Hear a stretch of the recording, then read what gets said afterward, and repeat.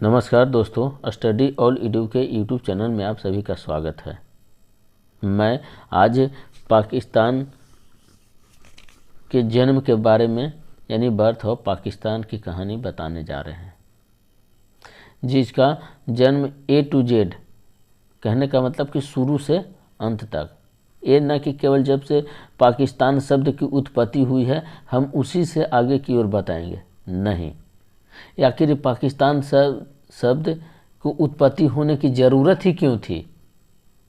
आखिर यह क्या ऐसा स्थिति पैदा हो गया था, या ये स्थिति पैदा जानबूझ के किया गया था जो आगे चल के इस तरह से जलील देश के तौर पर आजकल देखा जाता है।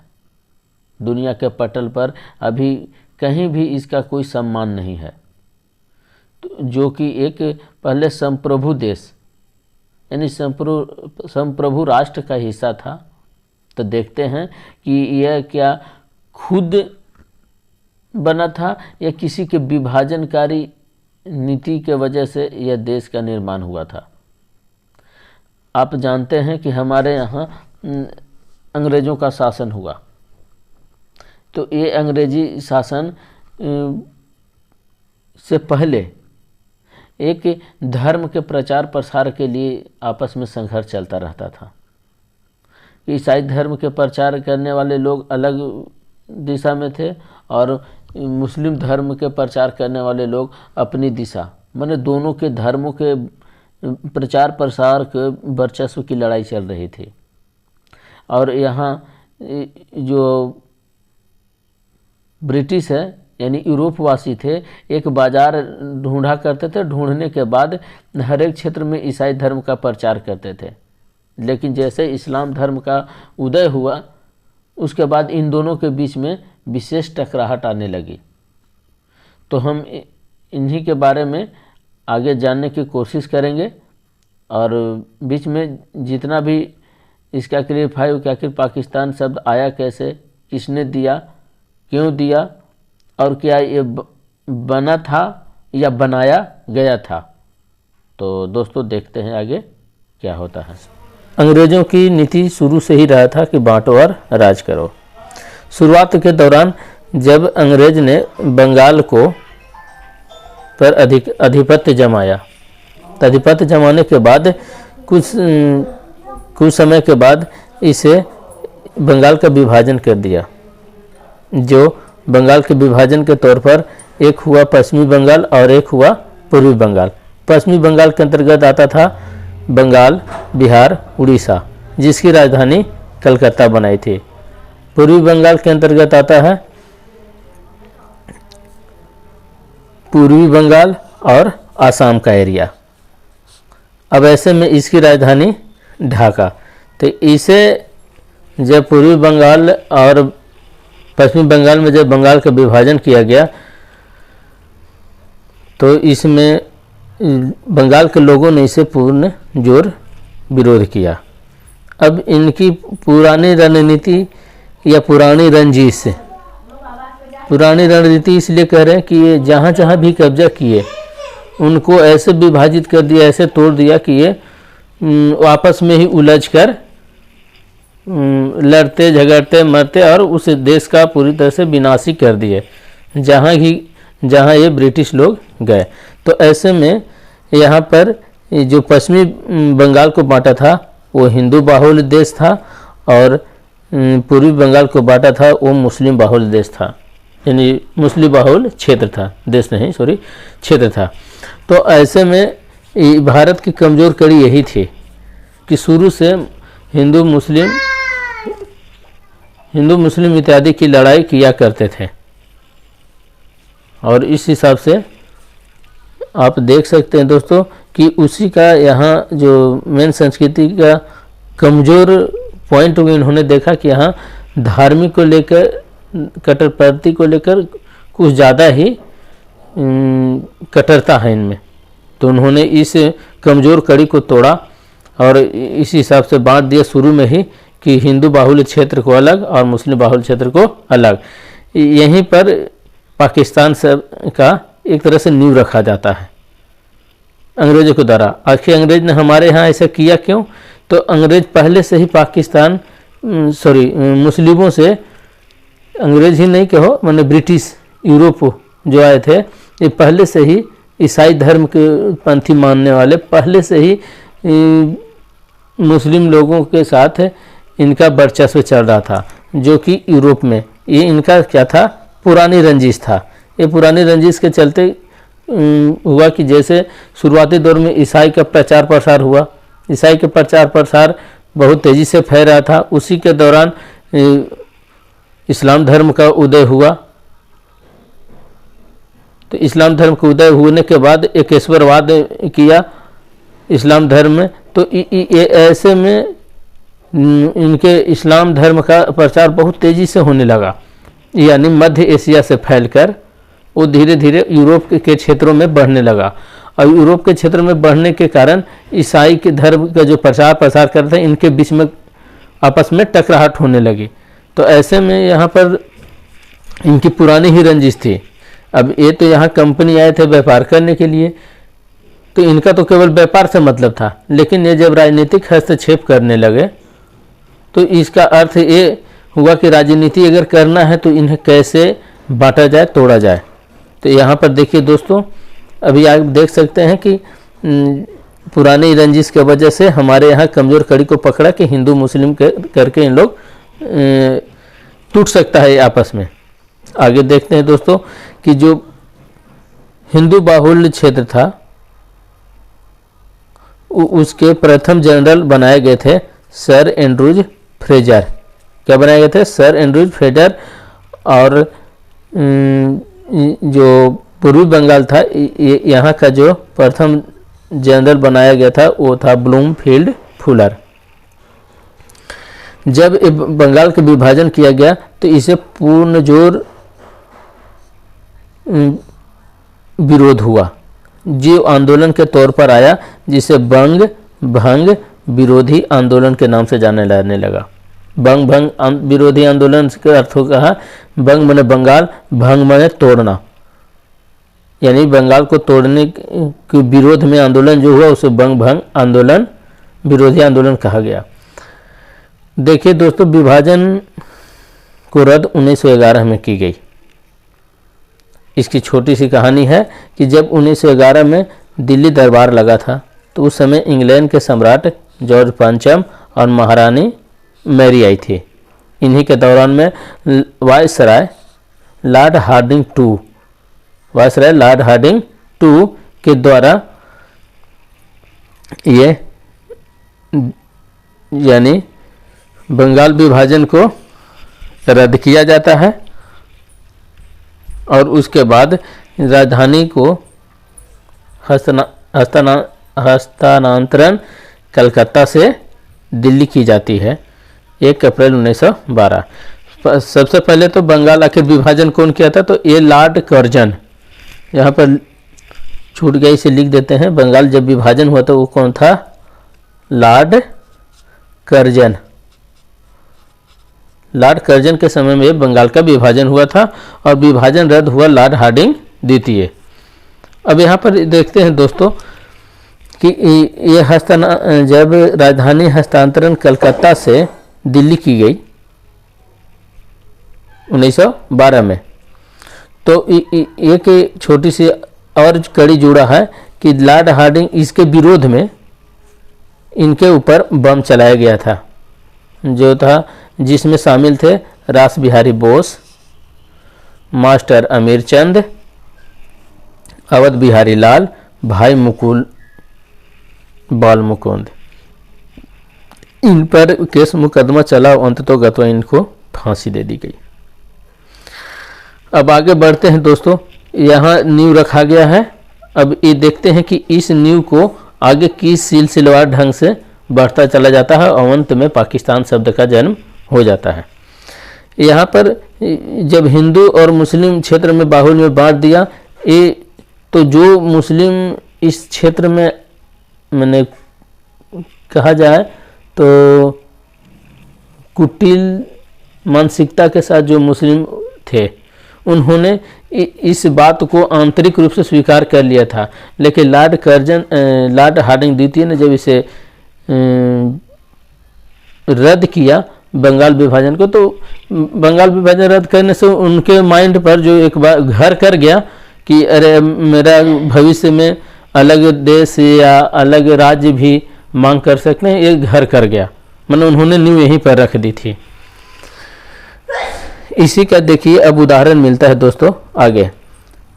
मुस्लिम लीग सबसे पहले इस पाकिस्तान के शब्द के नींव रखने के लिए अब मुस्लिम लीग यानी अब मुस्लिम लोग जो कुटिल प्रवृत्ति के थे, कुटिल बुद्धि के, वो उनके अंदर ये जागृत होने लगा अपना निहित स्वार्थ के लिए, धर्म को लेकर कि मेरा अलग धर्म वाला देश हो। उसमें मुस्लिम लीग एक संगठन की स्थापना हुई थी जो था 30 दिसंबर 1906 को, जिसकी जो ढाका में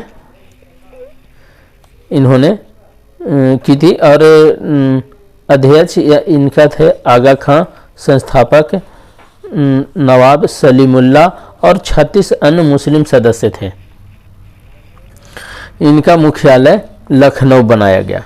शुरुआत में देखिए दोस्तों, ये ढाका शब्द हम बताते हैं, जब यहाँ पर पूर्वी बंगाल और असम यानी मुस्लिम बाहुल्य क्षेत्र को अलग किया गया था, तो यहाँ फिर भी देखिए कि ये जो ढाका है, ये ढाका ये पहले से ही राजधानी उन लोग तय कर लिया था। अब यही ढाका में अब वो मेंटली रूप से वो राजधानी मान चुके थे, अब इसे छोड़ने वाले नहीं थे।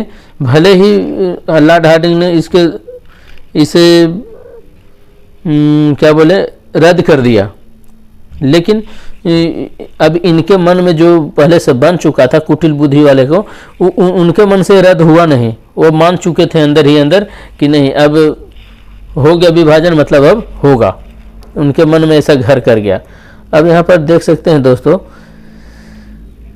कि ये मुस्लिम लीग की अखिल भारतीय मुस्लिम लीग की स्थापना का उद्देश्य क्या था। अब जब पहले इन लोग किए और कुछ लोग यहाँ मैंने 80% लोग इसका विरोध किए, तो फिर बंगाल विभाजन रद्द हुआ। उसके बाद जो 20% लोग थे उनके मन में ये घर कर गया और वही लोग अपना एक नया राजनीति को जन्म देना शुरू कर दिया। इनका उद्देश्य था कि ब्रिटिश सरकार के प्रति मुसलमानों की निष्ठा बढ़ाना। मैंने अपने आप को 20% लोग ये कहना चाह रहे थे कि मुसलमान आपके हित में है, आप हमारी मदद कीजिए और हम आपकी मदद करेंगे किसी भी क्षेत्र में, और आप हमारे यानी मुस्लिम की राजनीतिक अधिकारों का रक्षा करते रहेगा, क्योंकि मेरी जनसंख्या इस क्षेत्र में कम है और मुझे जो राजनीतिक हित चाहिए वो हमें हमेशा देते रहिए। कांग्रेस और तीसरा वजह था कि कांग्रेस के प्रति मुस्लिमों में घृणा पैदा एवं उत्पन्न करना। कांग्रेस के प्रति, क्योंकि उस समय की सबसे बड़ी संगठन था कांग्रेस, इंडियन नेशनल कांग्रेस, यानी एक ऐसा संगठन था जहां एक ह्यूम की अध्यक्षता में कांग्रेस की स्थापना हुई थी। और ये अंग्रेज़ों का कहा जाता है कि ये अंग्रेज़ों का एक बाउंड्री वॉल की तरह काम करता था। कोई भी व्यक्ति यदि भारतीय किसी वजह से नाराज़ है तो सबसे पहले कांग्रेस से मिलता था, कांग्रेस के मंच पर अपनी बात को रखता था। ये कांग्रेस के जितने भी प्रतिनिधि थे अंग्रेज़ों के सामने अपना ब्रिटिशों के सामने अपना विचार को रखते थे कि वहाँ इस तरह की परेशानी है, आप उसको समस्या का हल कीजिए। यानी डायरेक्टली अंग्रेज अपने विरोधी लोगों से या उत्तेजनापूर्ण वाले लोगों से मिलना नहीं चाहते थे, क्योंकि उनको जब भी ऐसा मिला करते थे उनको विशेष नुकसान होता था। भारतीय तो जिनको तकलीफ हो तो छोड़ेगा नहीं, मौके पर आग जला देना, आग लगा देना, ऐसे तरह तरह के घटनाएं। तो ऐसे में ही वो कांग्रेस की स्थापना किए थे ताकि ये विशेष मतलब डायरेक्ट मतलब हम पर परेशानी पैदा ना हो। अब यहाँ पर देखिए दोस्तों, हम जब बोले थे कि यहाँ 36 मुस्लिम सदस्य आगा खां, नवाब सलीमुल्लाह ये सब आकर मुस्लिम लीग की स्थापना किए, तो मिले थे लॉर्ड मिंटो। कौन थे, किन से मिले थे? लॉर्ड मिंटो से मिले। और यही इनके मुस्लिम लीग के स्थापना में विशेष योगदान दिए। मुस्लिम लीग की दूसरा अधिवेशन होता है दोस्तों कराची में, जो कि 1907 में। तीसरा अधिवेशन, दूसरा में कुछ खास नहीं, बस कुछ विचारे बना होगा और कुछ विशेष नहीं। तीसरा अधिवेशन खास था। तीसरा अधिवेशन 1908 में और ये अमृतसर में हुआ। इसी समय सबसे पहले पृथक निर्वाचन मंडल की मांग की गई और इसे दोबारा लाल मिंटो के समय में हुआ था, तो इसे इसमें भी क्या किया गया, स्वीकार कर लिया गया। पृथक निर्वाचन मंडल का मतलब होता है कि हम लोग के हित के लिए हम अलग तरीके से अलग माने चुनाव कराया जाए और हमारे हित के लिए अलग नेता माने हमारे ही धर्म से नेता को चुना जाए, अलग सीट एक तरह से। नोट, अब यहाँ पर देखिए दोस्तों, 1908 को अखिल भारतीय मुस्लिम लीग की एक शाखा लंदन में स्थापित की गई। अब देखिए दोस्तों, चाटुकारिता का भी एक हद होता है। यहाँ तो भारत में बनाए ही, यहाँ आप लंदन में भी पहुँच गए, मतलब एक कड़ी लंदन से सीधा भारत को जोड़ लिए। अगर कोई भी परेशानी हो डायरेक्ट लंदन में इस बात को खबर करेंगे, यहाँ चाटुकारिता तो कर ही रहे, वहाँ भी पांव दबाने वाला काम करेंगे। मतलब पूरी तरह से जो मुस्लिम लीग था, अब एक तरफा मतलब राजनीति, भारत में एक तरफा राजनीति ये अलग मतलब डोर खींच रहा था। और इसके संस्थापक सैयद अमीर अली थे। अब देखिए दोस्तों, इतना तक तो इनका रहा, अपना जितना एफर्ट देते रहे ब्रिटिश को कि हम आपके हितैषी हैं और आप हमारा राजनीतिक फ़ायदा दीजिए, या जो आप कहिए हम करने के लिए तैयार है, लेकिन हमारे ऊपर विशेष कृपा बनाए रखिए। अब यहाँ पर देखते हैं दोस्तों होता क्या है। एक समय आता है जिसको बोलते हैं लखनऊ समझौता। ये क्यों आखिर? क्योंकि यहाँ तो था कांग्रेस के प्रति घृणा, कांग्रेस के प्रति घृणा था किन्हें, मुस्लिम लीग से, और इसी के लिए बनाए ही थे। लेकिन अब इन दोनों के बीच में समझौता करते हैं आपस में। लेकिन ये समझौता भी देखते हैं आखिर करने की मजबूरी थी या राजनीतिक ही था, देखते हैं आगे। ब्रिटेन एवं तुर्की दोनों के बीच में युद्ध होता है, क्योंकि प्रथम विश्व युद्ध के कारण दो गुट में बंटे थे। एक तरफ थे ब्रिटेन, फ्रांस और रूस, और दूसरा गुट था जर्मनी, ऑस्ट्रिया, इटली और तुर्की। तो इसमें दूसरा इस तरफ का गुट जो होता है से हार जाता है। तो इन ब्रिटेन ने तुर्की को पूरी तरह से बेइज्जत की तरह किया, परेशान किया। तो ऐसे में मुस्लिमों में अंग्रेज़ों के प्रति द्वेष भावना जगी। क्यों भाई? क्योंकि तुर्की जो क्षेत्र था मुस्लिम बाहुल्य क्षेत्र, और वहाँ खलीफा यानी धर्मगुरु जिनको कहा जाता है, मेन वहीं रहते थे इन सब का। वहीं से इनका बड़े बड़े फरमान जो चलता था वो फरमान उधर से आते थे, और उन खलीफाओं को, उन मेन जगहों को जो अंग्रेज मुस्लिम से जुड़ा हुआ था, उनके धर्म गुरुओं से, तो उनको जो इस तरह का परेशानी हुआ, तो इन लोगों के मन में अब थोड़ा सा भावनात्मक टूटने लगा कि अब ये तो यहाँ हम इतना सेवा कर रहे हैं, चाटुकारिता की सीमा का हद पार कर दिए, और यहाँ हमारे ही अपने ही साथी बंधुओं पर कलश ढा रहा है, यानी पर जरा सा भी दया दृष्टि नहीं बनाया। तो इसका क्या फायदा? तो इनके प्रति द्वेष की भावना जागृति हुई पहली बार, क्योंकि इससे पहले तो अब लगे हुए थे चाटुकारिता में मंत्र से। इसके वजह से कांग्रेस के प्रति झुकाव दिखा, इसी की वजह से कांग्रेस के प्रति झुकाव दिखा। और दूसरा वजह और था कि इनमें जो नरम दल के नेता थे, गरम दल के नेता को बोलते हैं लाल बाल पाल, मतलब लाला लाजपत राय, बाल गंगाधर तिलक और बिपिन चंद्र पाल। लेकिन नरम दल के नेता जैसे मदन मोहन मालवीय, महात्मा गांधी, जो मतलब युद्ध के पक्ष में नहीं थे, हिंसा के पक्ष में जो नहीं हो गए, नरम दल के जो हिंसा हो चाहे जैसे भी हो, देशभक्ति के लिए सब जायज़ है।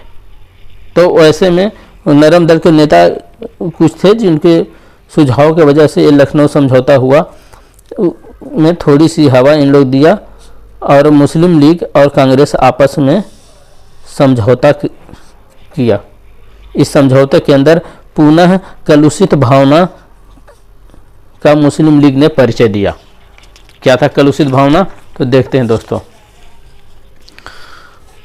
कलुषित भावना का प्रदर्शन करते हुए जो मार्ले मिंटो द्वारा सुधार पृथक निर्वाचन मंडल को मनवाया था, उसे यहाँ स्वीकार करने पर समझौता में मजबूर किया गया कि आप मान लीजिए हम लोग भी एक क्षेत्र है, हम लोग के भी अधिकार का राजनीतिक अधिकार का मौका दीजिए। और इस समझौते के अंदर प्रमुख मांगों में शामिल किया और पारित करवाया, क्योंकि यहाँ देखिए दोस्तों, अध्यक्ष पद पर अंबिका चंद्र मजूमदार थे और मुस्लिम लीग के प्रमुख नेता मोहम्मद अली जिन्ना, जिन्हों कायदे आजम के नाम से जाना जाता है। लखनऊ, नोट में देखिए, लखनऊ समझौते का पुरजोर विरोध कई नेताओं ने किया, जिनमें प्रमुख थे मदन मोहन मालवीय। देखिए नरम दल के थे, फिर भी इन्होंने क्या किया, पुरजोर विरोध किया कि नहीं, जो भी हो रहा है ये सब गलत हो रहा है। नरम दल के होने के बावजूद भी इन्हें इस बात को रास नहीं आ रही थी। आगे देखते हैं दोस्तों, 1916 से 1928 के बीच में कभी कभी आपस में अलग रहे, तो कभी कभी ज़रूरत पड़ने पर महसूस होती तो कांग्रेस के संपर्क में आ जाते थे। एग्जाम्पल में जब खिलाफत आंदोलन के दौरान महात्मा गांधी और कई नेताओं ने जब तुर्की में खलीफा को पदस्थापन मतलब वहाँ खलीफा के पद को हटाया जा रहा था, तो ऐसे में मुस्लिमों ने खिलाफत आंदोलन किया, जिसके अंदर में महात्मा गांधी और दोनों कांग्रेस दोनों मिलकर इस खिलाफत आंदोलन में भाग दिए। इस समय नज़दीक आए थे जब खलीफा के पद को ब्रिटेन द्वारा समाप्त किया गया था तब। अब देखिए दोस्तों, अभी देखे हैं कि जिन्ना, मोहम्मद अली जिन्ना, अब ये जिन्ना जी का रोल यानी जिन्ना महाराज का रोल आता है। देख लीजिए कितना गंदे स्वभाव के थे ये जो महाराज थे, इसको क्या कहें आगे आप समझ जाइए। ये जिन्ना का एक 14 सूत्रीय मांग आता है, जिनमें प्रमुख है कि केंद्र में 1/3 मुस्लिम सीट आरक्षित हो। दूसरा, पृथक निर्वाचन की व्यवस्था हो। तीसरा, मुस्लिमों के लिए अलग कानून हो, अर्थात इनके धर्म में कुछ भी कुरीतियाँ हो तो इससे बाहरी कानून से ठीक नहीं किया जाए, ये अपना शरीयत का कानून या इनका जो अपना मुस्लिम धर्म का कानून है उनके पर्सनल लॉ इत्यादि के माध्यम से अपना ठीक करें, बाहरी कानून इस पर लागू ना हो। जैसे शादी, विवाह, तलाक, ये सब कोई भी मामला हो तो। और प्रचार प्रसार करने की खुली छूट हो, कहीं कोई रोक टोक नहीं। ऐसे भी तो देश में कोई रोक टोक किसी भी धर्म का प्रचार प्रसार करने के लिए नहीं था, लेकिन इनकी मंशा ही अलग कुछ और थी, जिसलिए इन्होंने इस पर विशेष ध्यान दिया। अगला, संविधान संशोधन करने के लिए एकल प्रांतीय हो। मतलब यदि कोई एक प्रांत चाहे कि हमारे प्रांत के यानी क्षेत्र के अंदर में कोई संशोधन करने उस क्षेत्र पर, तो संविधान लागू मतलब जो भी सब जगह पर समान लागू हो। जैसे कि वोट देने की अगर बात कहा जाए, सिंपल बात, तो वहाँ ऐसे भी मान लिया जाए कि वोट देने की क्षमता हमारे स्त्रियों में नहीं हो, या 18 वर्ष तक है मिनिमम आयु, तो उनके यहाँ रहे कि नहीं मेरे यहाँ 20 वर्ष के लोग या मेरे यहाँ 5 वर्ष के लोग से वोट देना शुरू कर देंगे। माने इस तरह का संवैधानिक चीज़ को, मूल संविधान के ढांचा को ये करने के लिए, परिवर्तित करने के लिए उन्हें एकल प्रांतीय मतलब अकेला प्रांत भी मिल के उसे कर सके, इस पर कोई पाबंदी न हो। मुस्लिम बहुल क्षेत्र में सरकार की कोई बहुमत परिवर्तन ना लाए, मतलब कोई ऐसा परिवर्तन जो मुस्लिम बहुल क्षेत्र है वहाँ पर कोई बहुल परिवर्तन न लाए। इन सारी बातों को देखने से लगता है दोस्तों कि घुमा फिरा के मुस्लिम ही धर्म के या मुस्लिम से संबंधित एक कट्टरपंथी भावना के माध्यम से ये सब मुस्लिम लीग चले। मुस्लिम लीग में एक और प्रमुख नेता आए, मोहम्मद अली जिन्ना। इस तरह से कलुषित भावना लेकर चल रहे थे, मतलब कांग्रेस एक तरफ और मुस्लिम लीग एक तरफ। ज़रूरत पड़े तो नज़दीक आए और मौका परस्त की बात वाली बात हो गई। इनको अपने कुछ लेना ही देना नहीं था अपने देश से। इनको मन में एक बार घर कर गया था। शुरुआत के दौरान बंगाल विभाजन में जिस तरह से हुआ, उसी दौरान अंग्रेजों ने इनके मन में घर कर दिया और ये उसके जाल में फंस गए और उसी व्यवहार में चल रहे थे। तो आगे देखते हैं दोस्तों कि पाकिस्तान शब्द आखिर आया कहाँ से। यहाँ तक तो सारा कुछ पीछे का बेस रखा गया कि हाँ ये पाकिस्तान शब्द था नहीं, परंतु अंदर ही अंदर जो कहा जाता है सारा क्रियाकलाप, मतलब एक अलग राज्य कैसे बनाना है या अलग अलग क्षेत्र को पहले से ही मेंटली रूप से इन लोग बांट के रखे थे, क्योंकि कहीं ऐसा नहीं दिखाई दे रहा था कि मतलब भारत में एकजुटता होने की संभावना है। हर क्षेत्र में ऐसे ऐसे बातों को इन लोग मांग रह रहे थे कि साफ पता चल रहा था कि मतलब देश के विभाजन करने वाली यहाँ बातें हैं। तो आगे देखिए पाकिस्तान शब्द की आखिर उत्पत्ति कहाँ हुई। मोहम्मद इकबाल कवि थे। मुस्लिम के लिए पृथक राज्य की मांग की।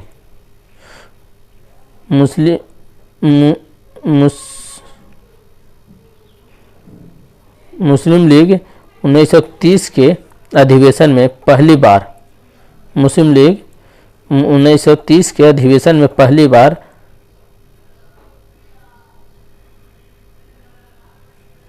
की, जिसके बाद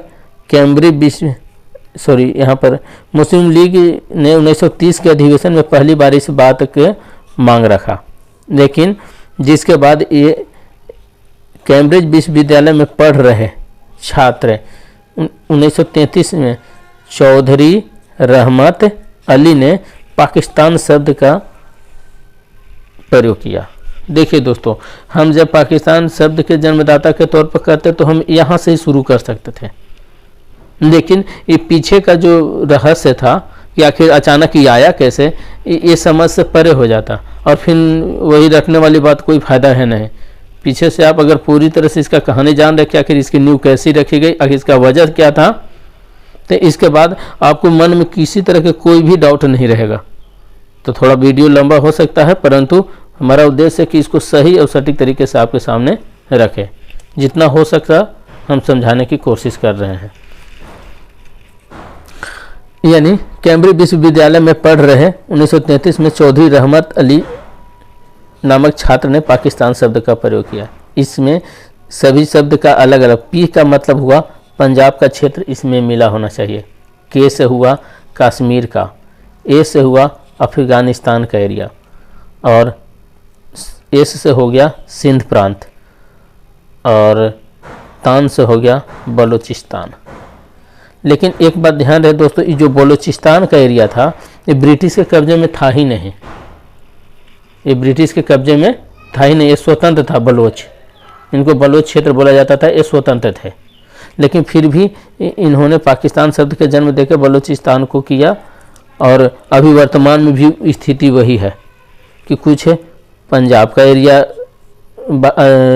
पाकिस्तान के अंदर है, कुछ पीओ के कश्मीर के एरिया को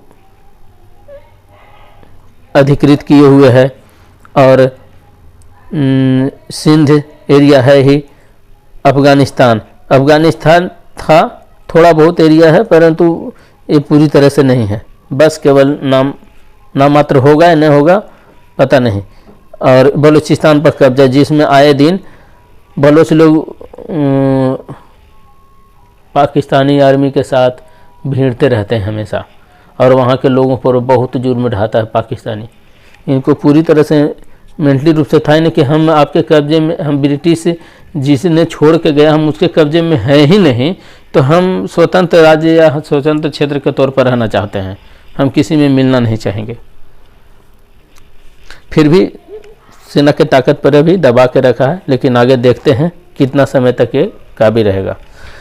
अब आगे देखिए, पाकिस्तान शब्द की तो उत्पत्ति हो गया। अब आगे देखते हैं कि अब इसका पूरी तरह से अलग होने की कहानी क्या है, यानी भारत और पाकिस्तान दो नए स्वतंत्र राज्य उदय होने की, देश उदय होने की कहानी क्या है। एक सांप्रदायिक पंचायत निकलता है 1932 में। इस पंचायत में ब्रिटिश प्रधानमंत्री रैमजे मैकडोनाल्ड ने पृथक निर्वाचन पद्धति को न केवल मुस्लिमों के लिए जारी रखा, अपितु दलितों पर भी लागू कर दिया।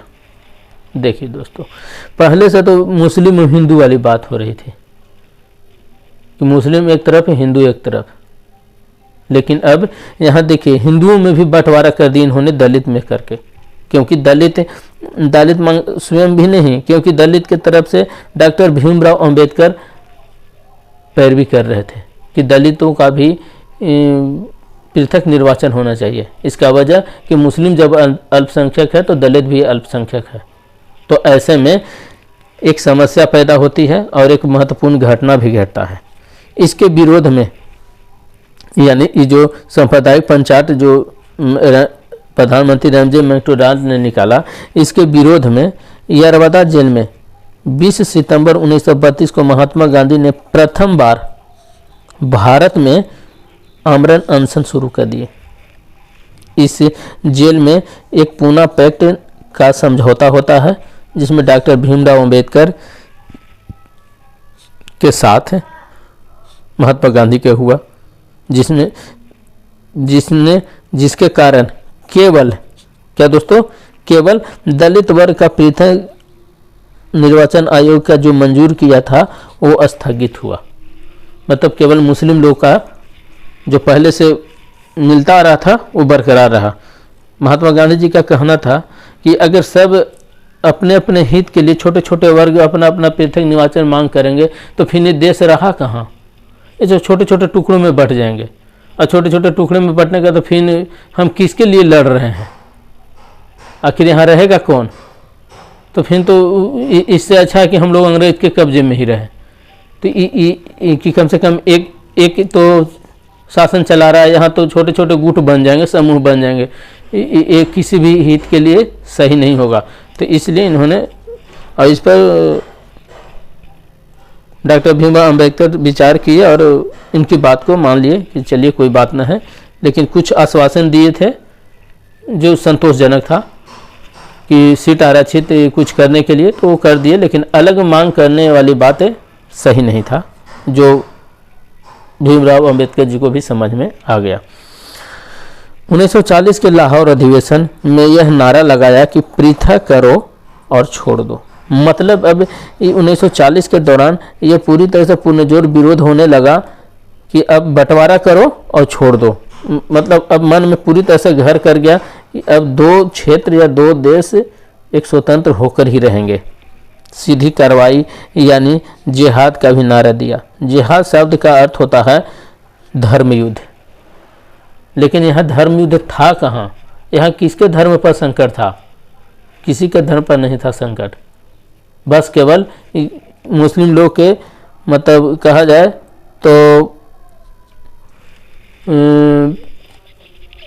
कितने 80% लोग भारत में रहने के पक्ष में थे, लेकिन 20% 30% के आसपास लोग ऐसे थे जिनकी मानसिकता इतनी गंदी हो चुकी थी कि वो अब इस क्षेत्र को, भारत रूपी महान क्षेत्र को तोड़ने में ही भलाई समझ रहे थे। उनको लग रहा था कि यहाँ से हटेंगे तो हम लोग स्वतंत्र और बहुत तेज़ी से विकास करने वाले क्षेत्र देश बनेंगे।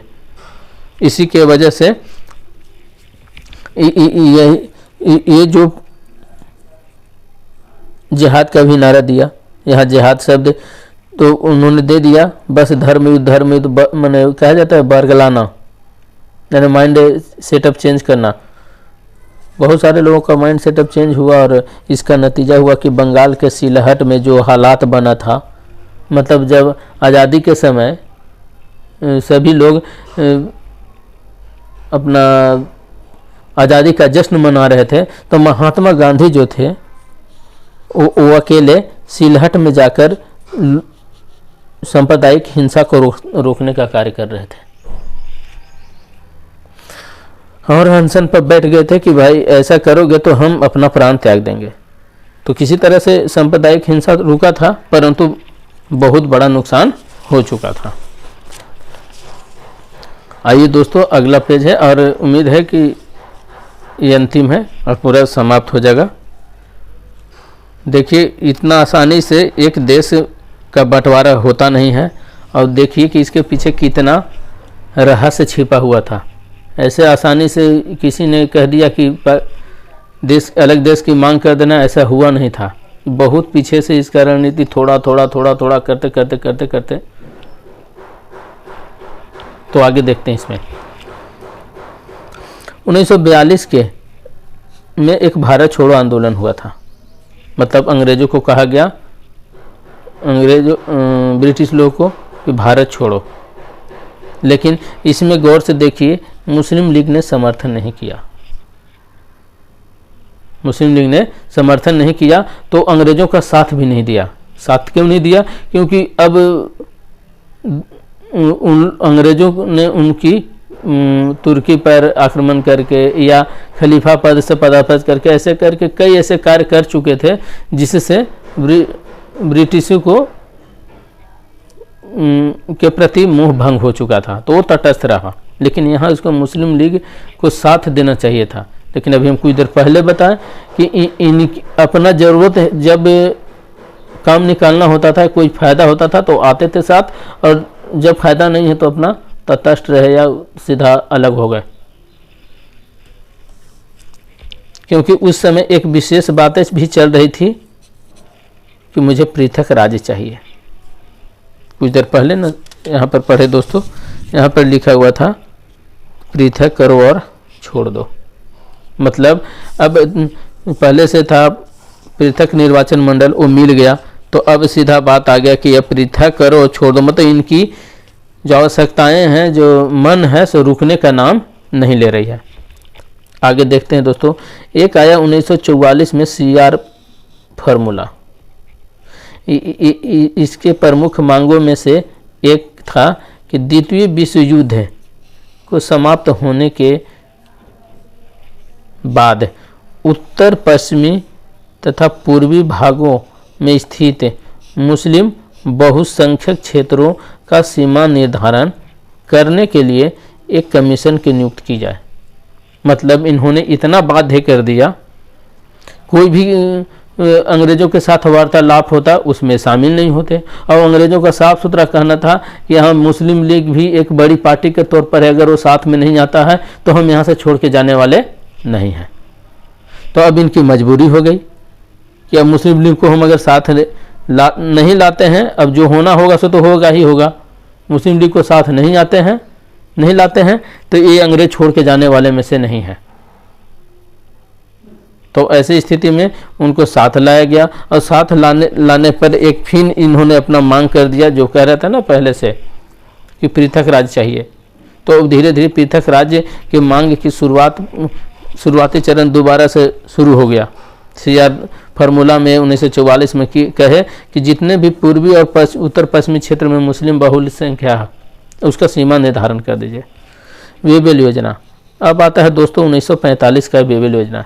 इस योजना में लॉर्ड वेबल ने भी विभाजन के नीतियों का ध्यान रखते हुए, मतलब अंग्रेज था, उनका तो किसी भी हालात में देश को विभाजन करना था, तोड़ना था, अस्त व्यस्त करके जाना था, जो हमेशा जहाँ भी क्षेत्र पर कब्जा किया इनका यही स्थिति था। में एक अस्थायी कार्यकारिणी में मुसलमान के सदस्यों की संख्या स्वर्ण हिंदुओं के बराबर होनी चाहिए, ऐसा वो प्रस्ताव लाया। इसके बाद इनके प्रस्ताव के बाद इन लोगों का काम था अंग्रेज़ों का कि एक नमक मिर्च मसाला लगा देना, बाकी मुस्लिम लीग तो पहले से आग लगी हुई है इनके अंदर। थोड़ा सा बात को बोल देना है, अब उसको पकड़ लेना कि नहीं ये हमारे हित के लिए सोच रहे हैं और शायद ऐसा करेंगे तो हमारे लिए ज़्यादा फायदा होगा। इस पर मंथन करते थे और फिर उसी बात पर बेवकूफ़ों की तरह अड़ जाते थे। अब वो भी धीरे धीरे करके उनकी संख्या भी बढ़ने लगी थी। शुरू में 20 थे, फिर 30, 30 से 35 ऐसे होता जा रहा था उनकी संख्या, क्योंकि माइंड सेटअप चेंज धीरे धीरे बोलने लगे। ये लोग जहाँ भी जाते एक ही बात को दोहराते, हम क्या अपने लिए कर रहे हैं पर्सनल, हमारा इसमें क्या है, खूब बनेंगे तो नेता बनेंगे, लेकिन कर रहे हैं तुम लोग के हित के लिए ही। इन लोग कुछ ये हिंदू बाहुल्य देश है, क्षेत्र है, यहाँ तुम लोग को कुछ मिलने वाला नहीं है। ऐसे अंदर जो बात है ज्वाला जगा जगा कर अपने पक्ष में करते जा रहे थे और अपनी बातों को मनवाते जा रहे थे और अपनी समर्थकों की संख्या को भी बढ़ाते जा रहे थे। यहाँ भी वही किया। जो भी आए वहाँ से ब्रिटिश लॉर्ड बेवेल वो लेके आए कि मुसलमानों की सदस्यों की जो संख्या है स्वर्ण हिंदुओं के बराबर होनी चाहिए।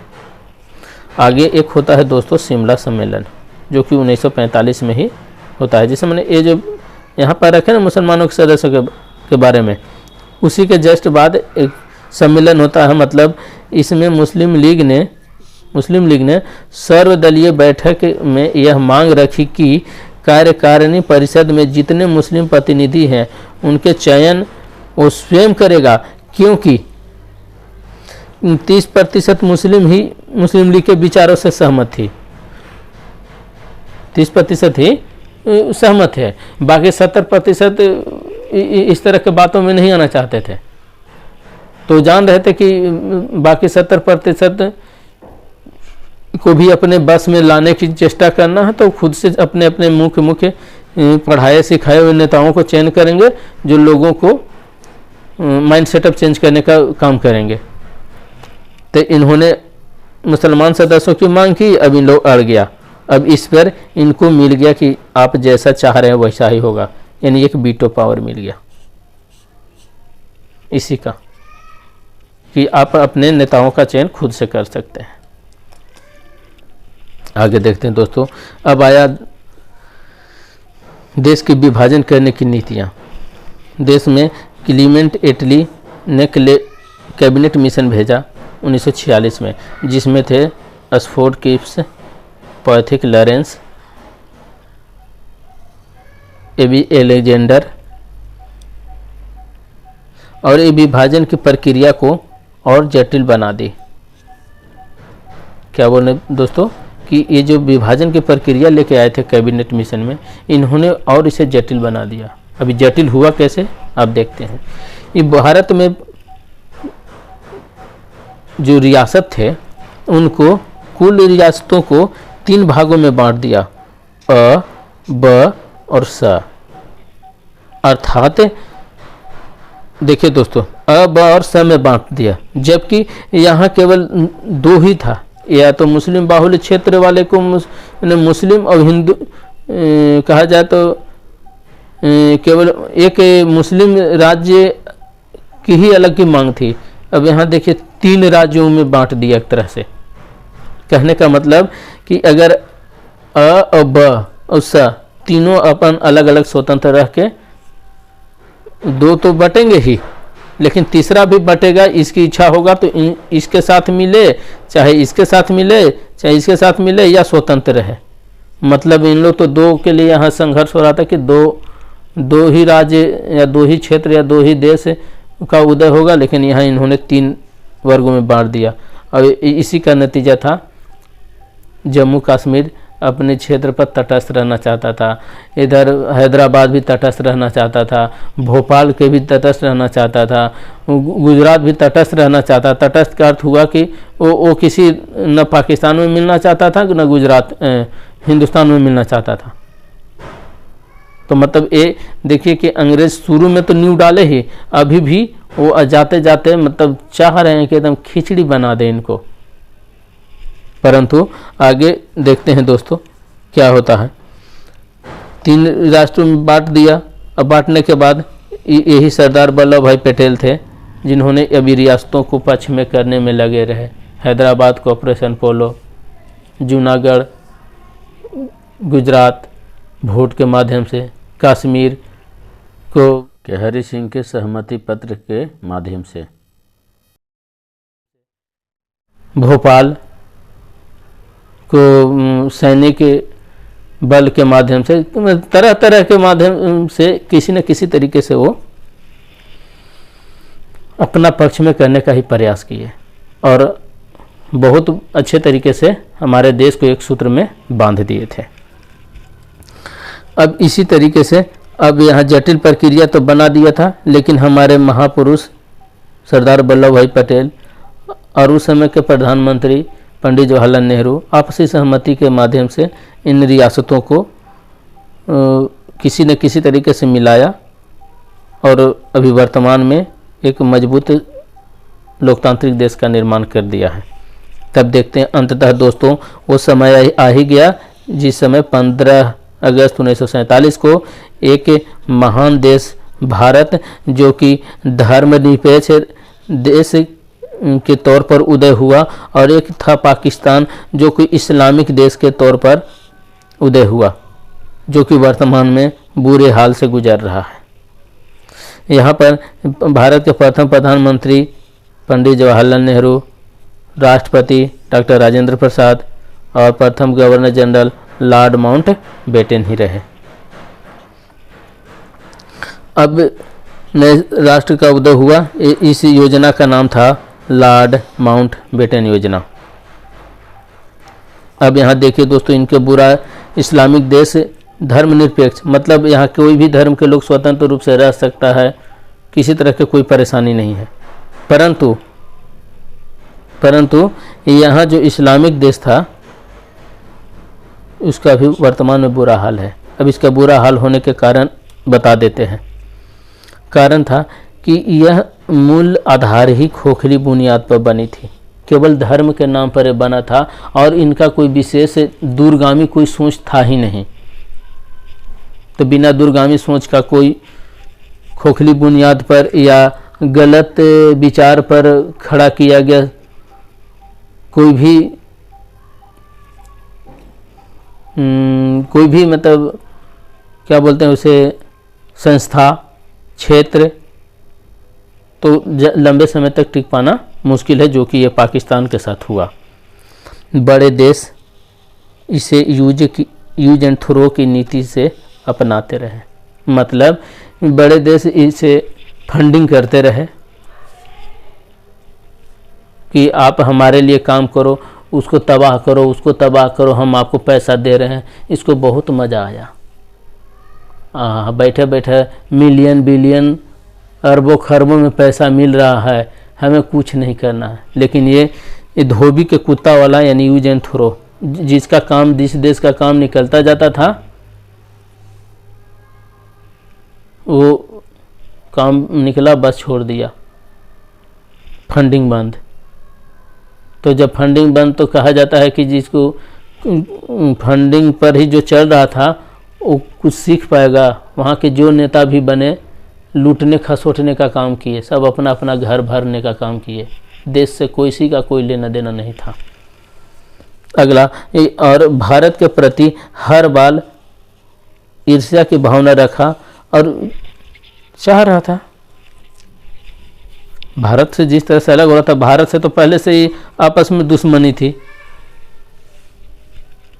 क्षेत्र बंटवारा को लेकर, लेकिन ये भावना पनपती रही। तो केवल भावना ही पनप पाया, कुछ सही मार्गदर्शन या सही कार्य पर लाया नहीं अपने ऊर्जा को। इस प्रकार ईर्ष्या का भावना का साफ दर्शाता है कि यह 1948 में, इस समय तो भारत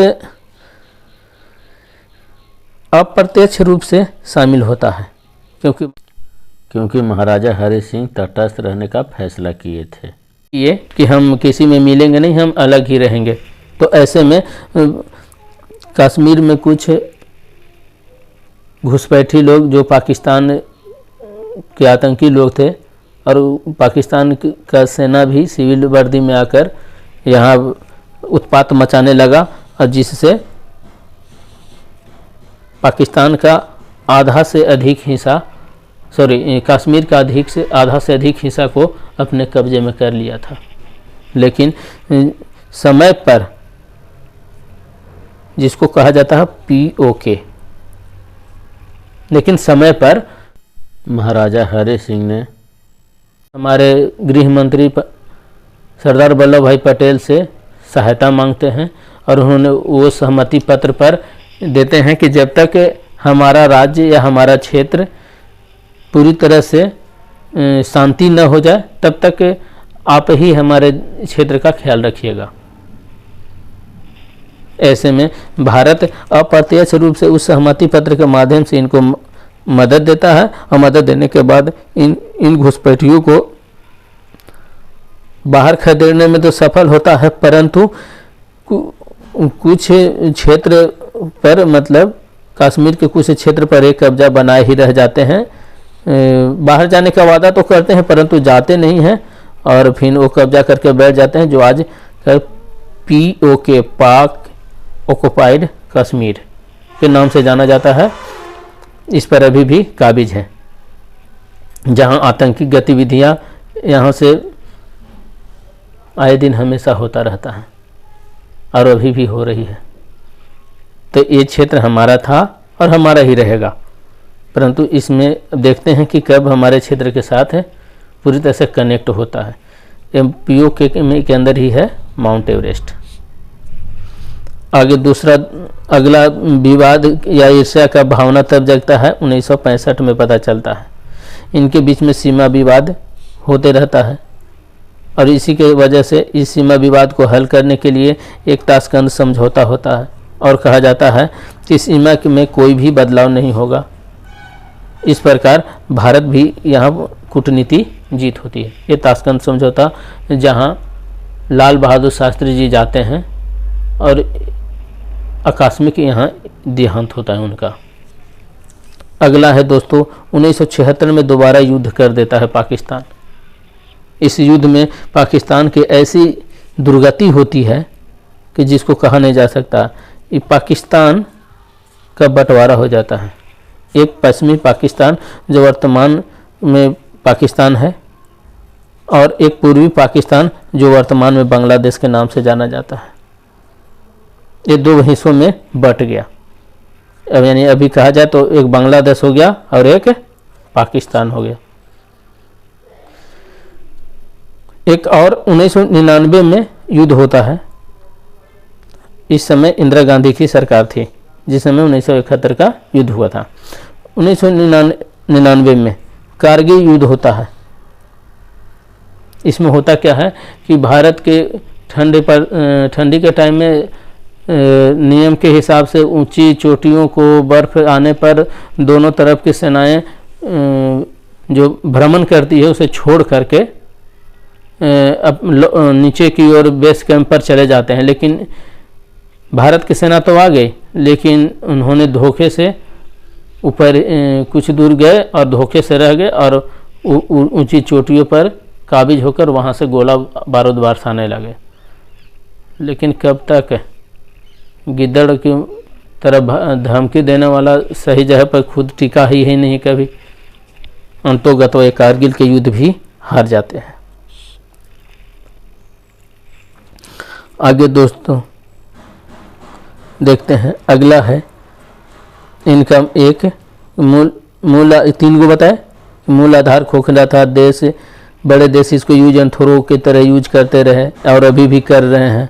भारत के प्रति ईर्ष्या का भावना जो 4 युद्धों से पता चलिए गया, और वर्तमान में भी पहलगाम हमला किया है, जिसका ऑपरेशन सिंदूर के से उसको नवाजा गया है। आगे देखते हैं कि क्या होता है। दूसरों एवं स्वयं के फायदे के लिए आतंकवाद की जननी क्षेत्र इसे माना जाता है, यानी इसको आतंकिस्तान भी कहा जाए तो जायज़ है। वर्तमान में इसे कंगाल देश के तौर पर भी देखा जाता है। आए दिन परिस्थितियां इतना बद से बदतर है कि हमेशा ये कभी IMF के पास, तो कभी चीन के पास, कभी अमेरिका के पास, तो कभी सऊदी अरब के पास, जो जिनके पास भी मैंने इनको रास्ता नज़र आया, ADB SBI बैंक के पास, जहाँ भी इनको मतलब महसूस हुआ कि वहाँ जाने से हमको फ़ायदा होगा, कुछ मिलेगा दाना पानी कटोरे में, वहाँ ये चला जाता है। यहाँ के नेताएं कोई शर्म नहीं। तो आगे अब स्थिति कहा जाए सीधा सीधी, तो आज की स्थिति सबसे बदतर है, यानी कहा जाए तो ये बांग्लादेश श्रीलंका से भी इसकी स्थिति बदतर स्थिति है। तो आपने देखा दोस्तों कि पाकिस्तान शब्द की उत्पत्ति, जन्म का रहस्य कितना बड़ा था। पाकिस्तान एक दिन का जन्मा हुआ नहीं था, इसकी नींव ही गलत सोच, गलत विचारों के माध्यम से रखा गया था। और उसका जिसका गलत सोच या विचारों से जिसकी नींव रखा जाए, तो उसका अंत में सबसे स्थिति बदतर ही हो सकेगा। समय तो लगेगा लेकिन बदतर ही रहेगा। तो इस प्रकार दोस्तों अभी तक मैंने जितना भी हो सका पाकिस्तान को शुरू से अंत तक को दिखाने का कोशिश किया कि पाकिस्तान कैसे उत्पत्ति हुई और किस तरह अभी हालात में चल रहा है। तो अब रखते हैं दोस्तों, वीडियो लगभग लंबा हो गया, लेकिन मजबूरी थी, अगर नहीं समझाते तो ये केवल ऐसे पढ़ देंगे आपको तो शायद समझ में नहीं आएगा, तो इसका कोई मतलब भी नहीं बनता है। तो आप देखते दोस्तों, हमसे जितना संभव हुआ समझाए थे। स्टडी ऑल ईडू के यूट्यूब चैनल में आपको पुनः स्वागत है। अब रखते हैं, जय हिंद, जय भारत। बस अपना ख्याल रखिए और अभी जो परिस्थिति है उसको समझते हुए, अर्थात जो पहलगाम हमला के बाद जो अभी भारत जिस तरह से एक्टिव है, तो थोड़ा उसका ख्याल रखते हुए अपना दिनचर्या पर नज़र बनाए रखें, देश के हित में सोचें और अपने हित में भी सोचें। जय हिंद, जय भारत।